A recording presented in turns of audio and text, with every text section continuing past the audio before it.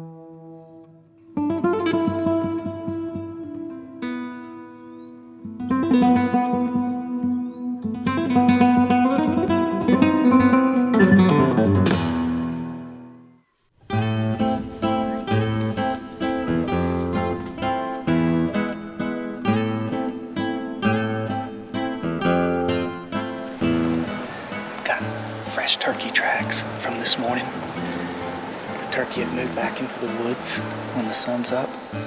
We're building a brush blind about 50 yards down from this point. We're gonna set up this afternoon on this spot and see if we can catch them coming back out in the fields this evening to feed.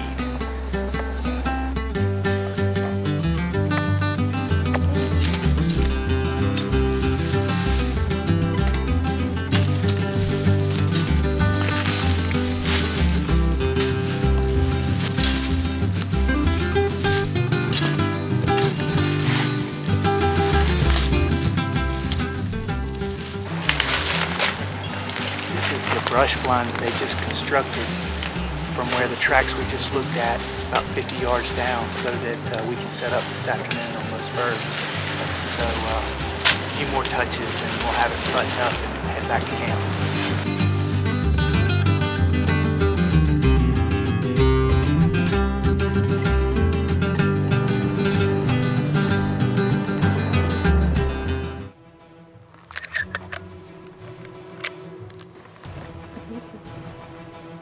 We're on the fourth afternoon. We've set up a blind in here. We saw some birds this morning. We're going to go back in here, try and get on these birds this afternoon and get it done, and get some good help from our friends here in the Yucatan.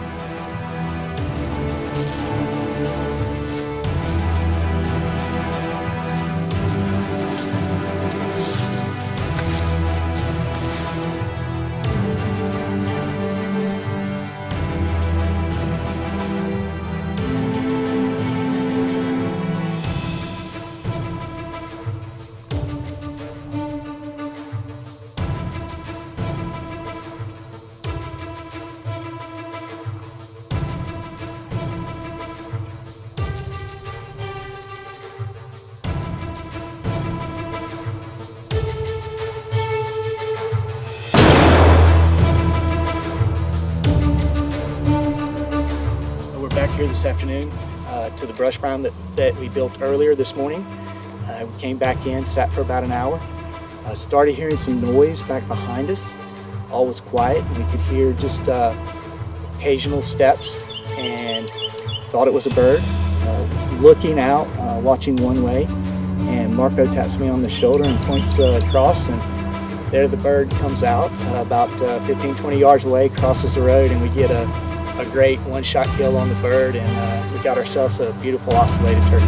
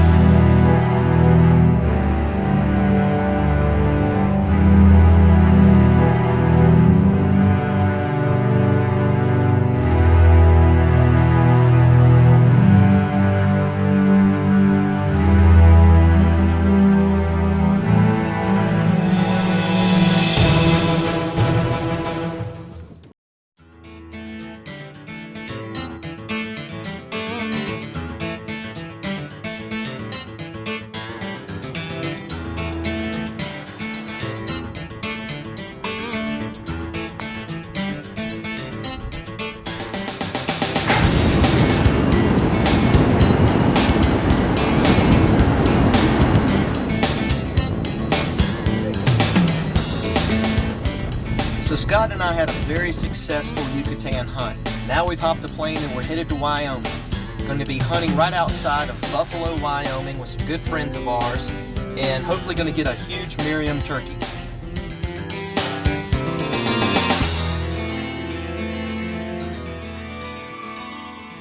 We had set up this morning in our blind just over the hill because we saw this is where they roosted last night. We had 3 jakes fly in on us and spent a lot of time with us this morning. We had one big gobbler that was over to the south, and he kept gobbling, but he wouldn't come in. We got him within about 125 yards, and he just wouldn't come. And I think the 3 jakes along with our jake decoy was just too much for him. So he went ahead and he came around this ridge down in the flatland. We found probably 6 or 7 birds a good 300-400 yards away. But we knew there was at least 4 toms in that. There were 3 toms that were hung up together, one even bigger tom, a monster tom off by himself, and a few hens. So we went back and we got our bows, we got our decoy, we got the camera, and we put a stalk on them. We came in as close as we could, which was still about 250 yards, and then we had to belly crawl for probably about 75 yards behind the decoy because we're up on a ridge and they were down in a bottom. So as soon as our heads popped up over the ridge where we could see them, we dropped and belly crawled to the edge. We set up our decoy and we started calling. We laid back down behind the decoy. And at first they didn't have a whole lot of interest. They were gobbling probably 200-225 yards away. We worked the fan on the decoy a little bit. Everything was working perfect. We just had to be patient. Then the lead bird, once he decided to commit, he started kind of coming on in strong. So as soon as he came below the ridge line where he couldn't see us anymore and we couldn't see him, we dropped back about 5 or 6 yards off the decoy, went ahead and set up with the crossbow and got ready because we knew they were coming. So we had one lead bird that was out 25 yards in front of his 2 friends. And by the time that they topped the hill, all 3 birds were together. In fact, if Scott would have taken his shot, he would have killed all 3 birds at one time. That's how close they were together.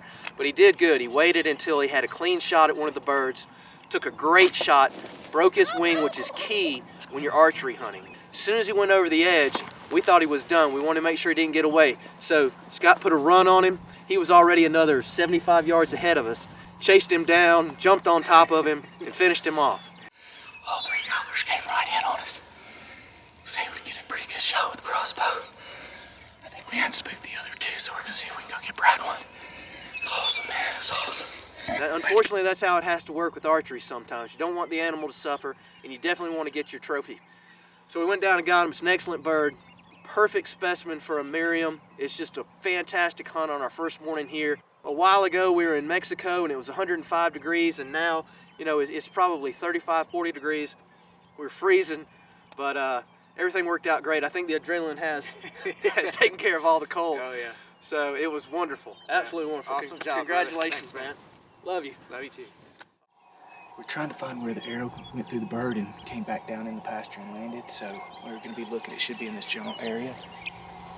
Come here, take a look at this. This arrow's probably maybe 150 yards from where we shot the bird.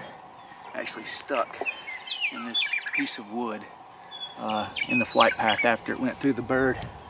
Pretty amazing.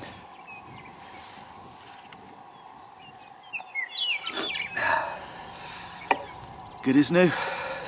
That's one that did it? That's the one that did it. Now, is there any blood on that arrow? We know we got a complete pass-through and broke a wing.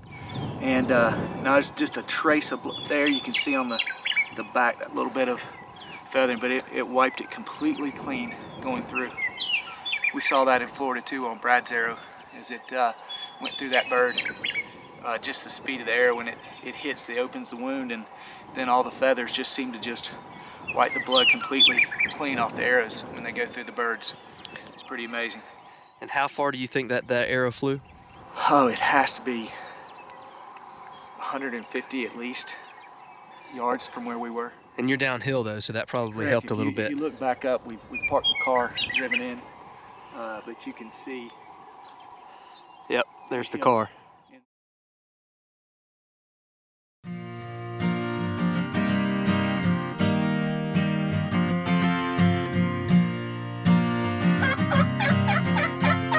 Scott and I had a very successful first day hunt. We weren't able to get on any birds that afternoon, but we were able to find out where they were roosting. So we set it up, and we're right underneath them. In fact, we're almost too close, but we've got our blind set up. We came in the pitch dark. We know exactly where the birds are, and we're watching them, waiting on them to fly down.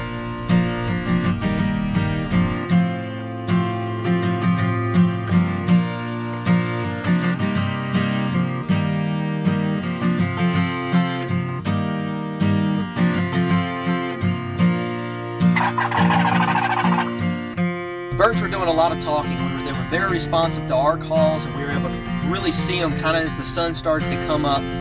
Unfortunately, we had our decoy out. We were working the decoy. We had the sounds going. But when they flew down, they had something else on their mind. They didn't come anywhere close to us.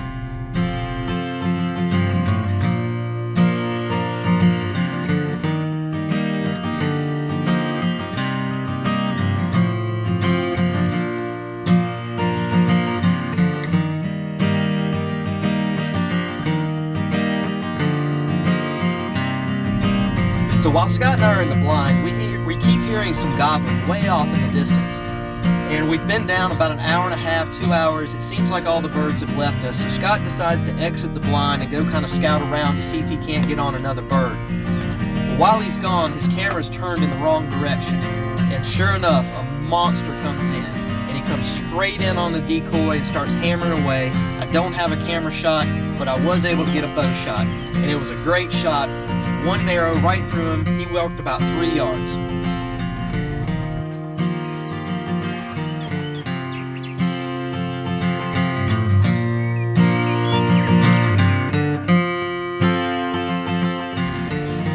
Wow, what a big bird. Oh my gosh, what a huge bird. I tell you what. And one shot, nailed him. I mean, just absolutely whacked him. He didn't go 3 or 4 yards. Look at the size of this bird. What a monster.